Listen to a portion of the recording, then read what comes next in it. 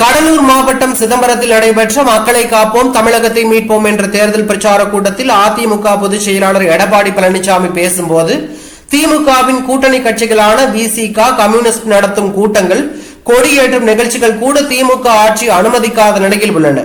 இவ்வளவு அசிங்கப்பட்டு அந்த கூட்டணியில் இருக்க வேண்டுமா நீங்கள்? ஜனநாயகத்தை தகர்க்கும் இந்த ஆட்சி எதிர்க்கட்சிகள் பேசவே முடியாத சூழலை உருவாக்கி கொண்டிருக்கிறது என்று பேசியிருந்தார். மேலும் பேசிய அவர், வரவிருக்கும் தேர்தலில் திமுக கூட்டணி கட்சிகளுக்கு வழங்கப்படும் இடங்கள் குறைக்கப்படும். திமுக ஆட்சியில் அவர்கள் ஜால்ரா அடிப்பதை மக்கள் பார்க்கிறார்கள். அந்த அளவுக்கு அசிங்கப்பட வேண்டாம் என்று எடப்பாடி பழனிசாமி எச்சரித்தார். தற்காலிக லாபத்திற்காக திமுகவை நம்பும் கட்சிகள் முன்னர் அனைத்தும் அதிமுகவுடன் இணைந்தவர்கள் தான் இப்போது மீண்டும் அதே கூட்டணியில் சேர விருப்பம் தெரிவித்தால் ரத்தன கம்பளத்துடன் வரவேற்போம் என்று எடப்பாடி பழனிசாமி பேசியுள்ளது பரபரப்பையும் அதிர்ச்சியும் ஏற்படுத்தியுள்ளது.